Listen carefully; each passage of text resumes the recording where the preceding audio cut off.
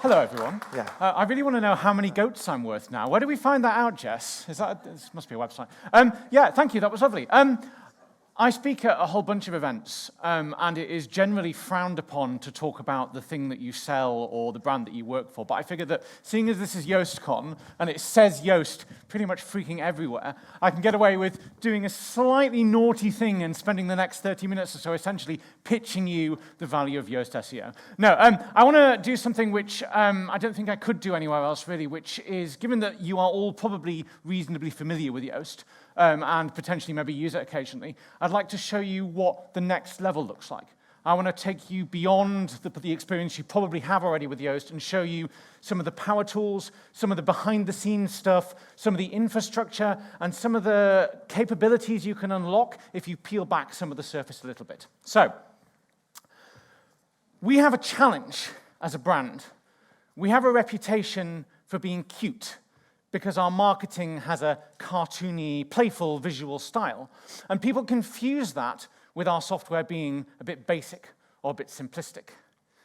Nothing could be further from the truth. The surface layer of Yoast SEO that most users see and interact with is intentionally simplistic. Underneath that is the most comprehensive, flexible, technical framework for SEO and technical SEO and content analysis that exists in the world. We are intentionally cute because our mission of SEO for everyone means not overwhelming users with options and choices and checkboxes. It means not providing controls for things that don't need to be changed. It means doing all of the heavy lifting that needs to be done invisibly in the background without the user ever needing to know.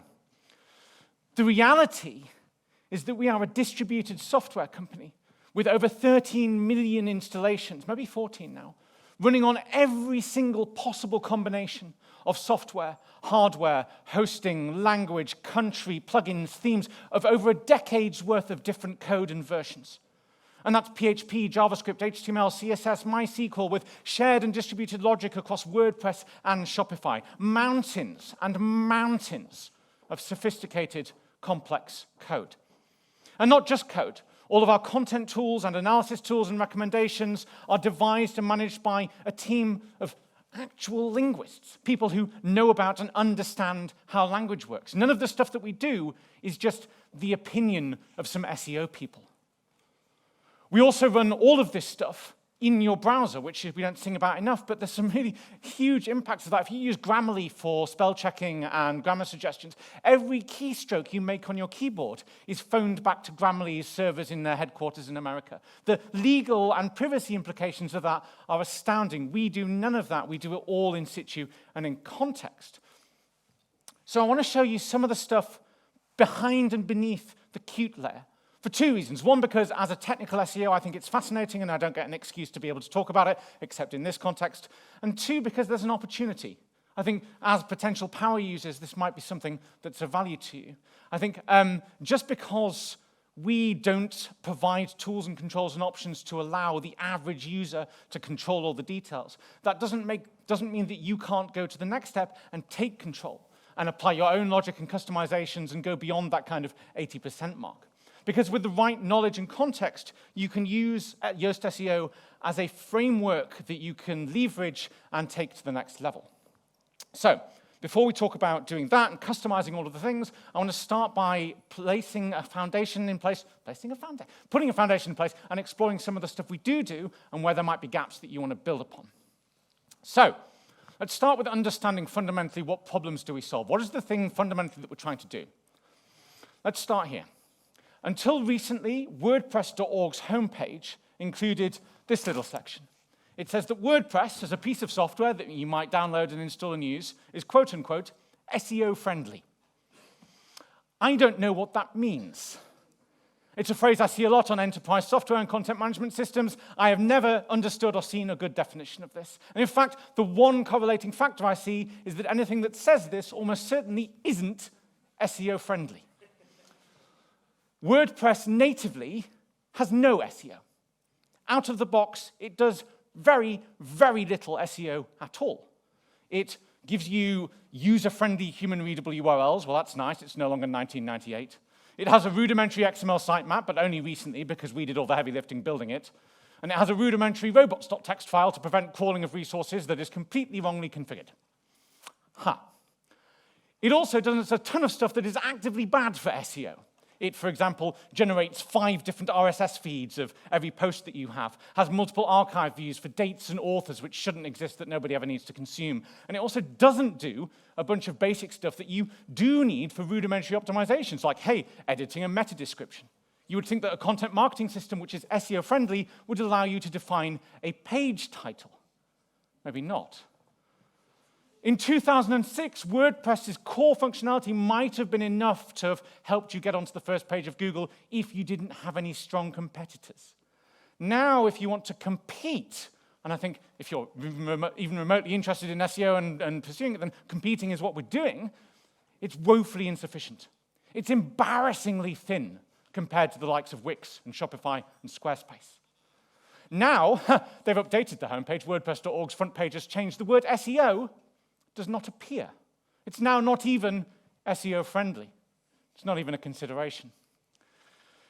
To be fair, this problem isn't unique to WordPress. It's the same kind of story across Shopify, across Wix, across Squarespace. When we moved into Shopify last year, the year before, lost track, we encountered exactly the same kind of problems. Some brief Googling of things like Shopify SEO problems or Shopify SEO headache or Shopify SEO nightmare reveals exactly the same kind of gaps and deficiencies. All of these platforms lack basic SEO capabilities. And the kind of things that we do in WordPress to address this are kind of similar to Shopify. I'll come into more of that shortly. My point is that there is a huge, fundamental, obvious gap here. The SEO industry has matured. Users expect certain types of tools and capabilities in order to help them do publishing and compete with their competitors and, hey, maybe reach an audience. None of that exists in these platforms. So this is where we come in. Where do we start? What tools do we decide to develop and to show the user? How do we make the right decisions in doing that? What can we fix? What does the user need to do? What are we reliant on the platform for? And how do we do that across multiple platforms? All of these are big, complex questions that we don't really have any answers for, and we can't really take a blueprint for because WordPress does nothing. We are inventing this space as we go. So we need to zoom out even further and say, what is this problem that we're trying to explore? I think fundamentally you can carve SEO into 3 broad spaces: discovery, indexing, and ranking. Discovery is helping search engines find the thing. Indexing is helping them understand the thing and see that it's of value. And ranking is convincing them that your page is the best resource on the web for a given query.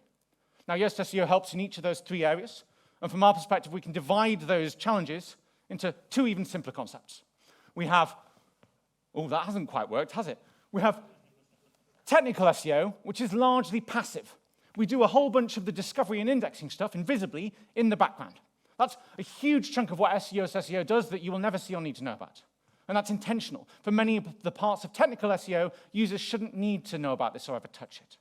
And then we provide a whole bunch of frameworking and tooling for the active side, the things you have to do, the work you have to input to achieve the ranking side, the actually writing the words and making sure that they're useful and reasonable and well-read, et cetera, et cetera, et cetera.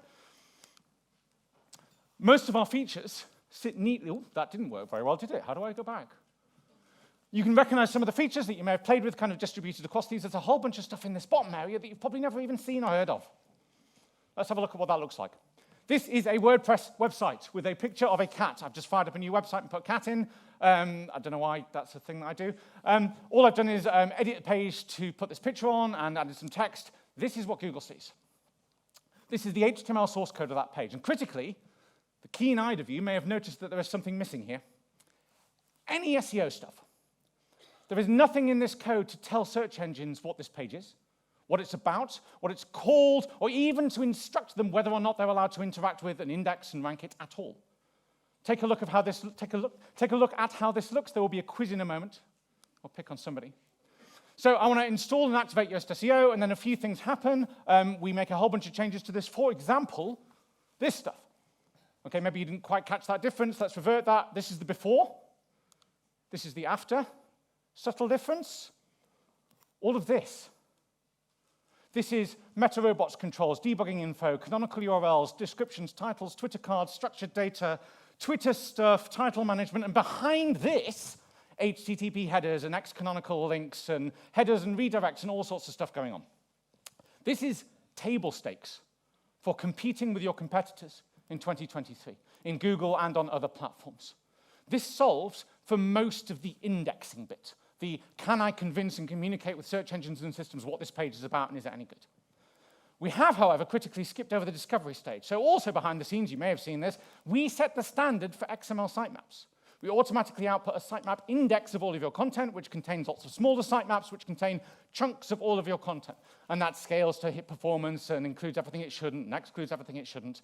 We also ping Google, Bing, Yandex, Yahoo, maybe some others when you update it. And if you're running Yoast SEO Premium, you can also enable Index Now, which bypasses all of this, so you can get your stuff to Google and get them to understand it without ever needing to touch anything. Maybe you're asking, why do I need this when WordPress core includes its own XML sitemap? This is fun. Without Yoast SEO, WordPress's core sitemap includes all of your content. That sounds good until you consider maybe I have posts, events, recipes, but probably pages that you've set to be no indexed, probably password protected pages, probably other things that shouldn't be signposted, like, I have a plugin that I use to generate invoices, and now all of that's in Google. That's probably a bit awkward. I see this in the wild all the time. We only include public content. So if your invoice plugin is reasonably well coded and it can communicate with Yoast SEO, then we know that that sort of stuff shouldn't be signposted and pinged straight into the internet. Public content is an interesting concept. It's not one that WordPress natively has. WordPress doesn't really distinguish between pages that ought to be discoverable in Google and things that the public should never see, and there's all sorts of gray areas and blurriness. We provide a huge amount of logic to manage that distinction. And to do that, we do a whole bunch of analysis on every page and post you have. Is it set to no index? Is it published? Is it set to be published in the future? Is there an author? Rules and rules and rules and rules. That brings an interesting problem. Because if you've ever poked around in WordPress's database structure, I really hope none of you have because it is the worst way to spend a weekend, you'll know that querying things like metadata on pages and checking the relationships between post statuses gets really, really slow, really computationally expensive. And that's because none of this was designed to anticipate a need for any of the kind of stuff we're doing, like website. 5 minutes left. I've only been on 5 minutes. Okay, we're going to go very fast. None of this is designed to do any of the stuff that we do. Hundreds of calculations to make decisions. So we flatten all of it. We build our own database. We ask you to do a few clicks and tell us about your website. Are you an organization or a person? Gather a tiny bit of metadata, and then we do all sorts of stuff that looks like this in the background to ignore WordPress's own database entirely and build our own, which is far more performant. I find this delightfully ironic because it makes your site much, much faster than it would be on native WordPress, and all of our competitors shout at us for being bloated and slow and clunky. This is faster than WordPress and faster than our competitors, and it's super powerful, and it powers all the next-gen technology that we're building. Very cool. Okay, so one of the challenges we don't have any context. We don't know whether you are a butcher or a baker or the White House or an e-commerce retailer unless you tell us. And if we're going to make smart decisions on your behalf, we need to know a little bit about who you are and what you do. So we go through a whole bunch of onboarding stuff, which I'm sure you're familiar with, or you've seen stuff like this, which allows you to just do enough information that we can then take some intelligent steps and build stuff on top of that. Very, very nice. This is a screenshot from my website where I'm running a plugin which includes a custom post type called data leaks because I'm doing some GDPR stuff. I do not want my data leaks to be in Google. So I can go through and say this post type should be excluded. That automatically removes it from the XML sitemap. It no indexes, it does all the things, it does all the calculations. All of that is abstracted away so you don't need to care. We fix 1 billion WordPress issues. WordPress, as I said, does a whole bunch of bad stuff out the box, like, as I'm sure many of you might have come across, it creates a dedicated attachment page every time you upload an image or a file, like a page to view my image in, like, what? Conceptually, it doesn't make much sense. It's an absolute nightmare. Websites are saddled with millions and millions of these empty pages. It's an SEO headache. We automatically redirect those pages back to the asset itself. What's quite fun is that a couple of years ago, we accidentally broke that functionality for about 12 hours, and the whole SEO industry erupted, saying, Yoast SEO is creating all these attachment pages. We're not creating them. We accidentally unfixed a fix that we'd had in place for so long that people had started to confuse WordPress's core functionality with our own. There is a huge gray area and overlap where people like John Moo says, oh, technical SEO is getting much easier, and you don't have to worry about websites because WordPress is great. It isn't. It sucks. People are confusing the hard work that we're doing and the foundations that we're building and dragging everybody up with WordPress itself. And other people are coming along and catching up, but it's us that's pushing all of this forward. Thank you, John. Anyway, Other fun stuff we do, and we're starting to look more at the cost of all this crawling and indexing and discovery stuff. Google is extremely aggressive, as is Bing, when it comes to trying to consume URLs and find new content and understand what it's all about, and that has a real cost on the environment. These systems are powered by servers which run on electricity and consume carbon, yada, yada, and those systems query and try and crawl your website, which is powered by electricity and consumes carbon. All of this is very wasteful and expensive. If you've not played with this, go take a look. You can go turn off a bunch of nonsense that WordPress does. Some of you might have sites that need some of this, but almost all of you can probably turn almost all of it off. This will radically increase the efficiency of your website and save trees, and maybe goats. We like goats. Hello. Okay, yeah, other stuff. So let's assume we've done all of that. We've gone through the config. We've told Yoast a little bit about who we are and what we do. We get all this stuff. And I'm really grateful to Jess for having talked about the importance of all of these kind of new discovery ecosystems and services, because what this does is generates a whole bunch of schema, which you mentioned briefly, which lets you access ecosystems like this. All of these cards, tools, rich snippets, resources, interactive widgets, and things are increasingly influenced, if not outright powered, by this. And your website is increasingly becoming a place where you manage the narratives and stories and settings and data and names and descriptions of the things and the stories that you want to tell so that you can end up in ecosystems like this. So that you get code on the left, you get some nice schema and structure markup, and you get eligibility for the stuff on the right. Yes. I'm going to skip some of this because I don't have any time. And one of the interesting things that we also do is let's visualize all of this nightmare wall of code as something a bit more digestible. This is the same code represented as a graph diagram. We're talking about the relationships between the entities. This web page was authored by this person who works for this organization. All very nice. What's really, really cool when this happens invisibly in the background is you can expand on it. We have FAQ blocks and how-to blocks and table of contents blocks and a few others, which all invisibly and automatically mesh into this schema. So when you include a how-to block in your page, it automatically extends that narrative for Google and systems so that we say this is a web page published by this author, which has a how-to guide, which has these steps, which have these images, which is on a website published by this organization who employs the author who wrote the how-to guide. This is really good because it helps Google explicitly understand the marketing stories you're trying to tell. Let's dig deeper. Every business is different. Every one of you has different challenges in 3 minutes or less. We have a comprehensive set of developer documentation that none of you have ever looked at. And maybe that's fine, you're not developers, but this is where the real power lies. We have prolific amounts of information about how Yoast SEO works and the decisions we've made. I mentioned we're inventing this as we go. This is where we document it. This, for example, is 3,000 words that I wrote on how we should decide what the canonical URL of a page should be. If you read Google's documentation, it's about 200. It accounts for nuances like how should the date-filtered, paginated archive of an author's posts work? Should that be Jono/page/2/August/2020, or should it be Jono/2020/ There are no rules, but we've written them. We've worked it out. We do this for titles. We do it for descriptions. We do it for XML sitemaps. We do it for schema. All of this is documented and defined. We are paving the way. If you're interested in the decisions we make and what's underneath that, this is all documented here. Why is that interesting? Because if you disagree with any of it, you can change it. And instead of going to Twitter and saying, Yoast is bloated, I'm going to someone else, you can go and customize and build on top of the stuff we do. I love it when people disagree about this stuff because then it will be 4,000 words long. We'll get there. We have a bunch of APIs that let you go in and modify this. You can say, for example, in about 5 lines of code, if this is the about page, change the canonical tag. Don't know why you do that, it's a weird example, but you could just as equally say, if the content of the post includes the word banana, set it to no index. You can go and add your custom business logic on top of the foundational stuff that we do to allow you to account for all those edge cases that you or your SEO agency or your developers want to manage, because your site is unique and weird and different. Yes, there's a whole bunch of APIs that do this. You can go and dig in, you can play around. The most powerful API we have is to customize your schema output. As Jess touched on, all of these landscapes and services are really increasingly important. As I've touched on, they are all powered by and influenced by schema. Your business has tons of information about the universities that your authors went to and the copyright information of your content and reams and reams and reams of data. So let's say, for example, I'm a restaurant site.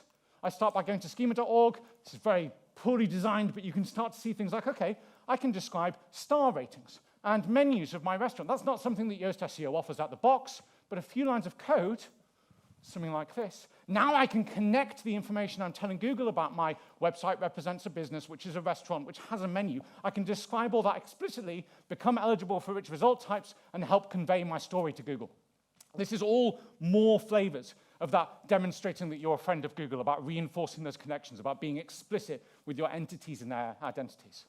This is what this looks like when you take it to its logical conclusion. This is a blog post on my personal site.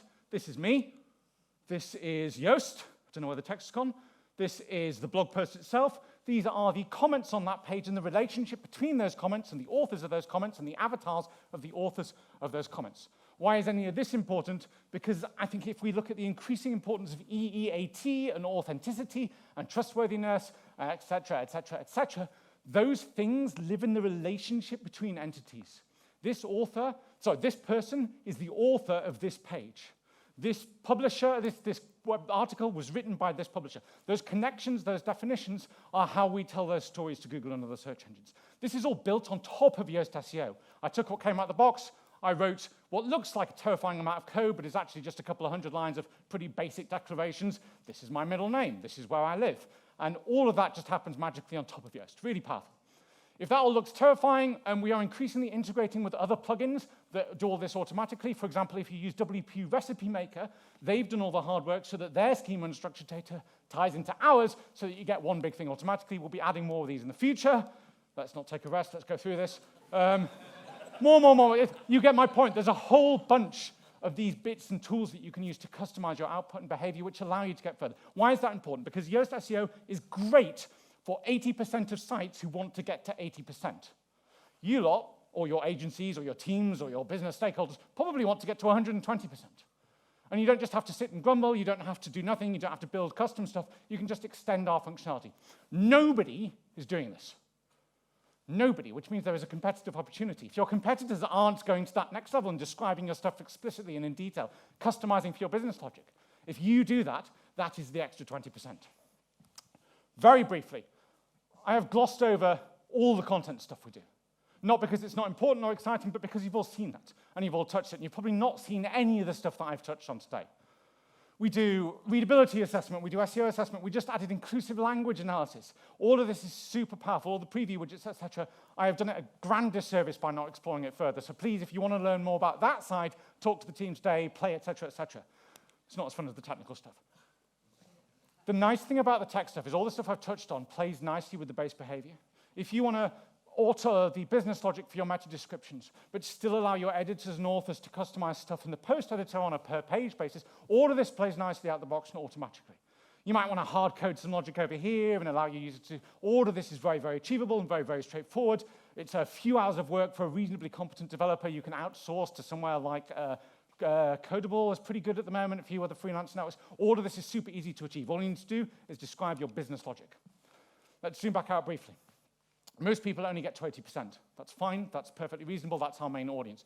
You're probably not our main audience. You probably want to go further. You want to unlock the capabilities. These are the tools you need to use to do that. If you want to learn more, come talk to me later, or just go and dissolve in our developer documentation and read 3,000 words of canonical stuff.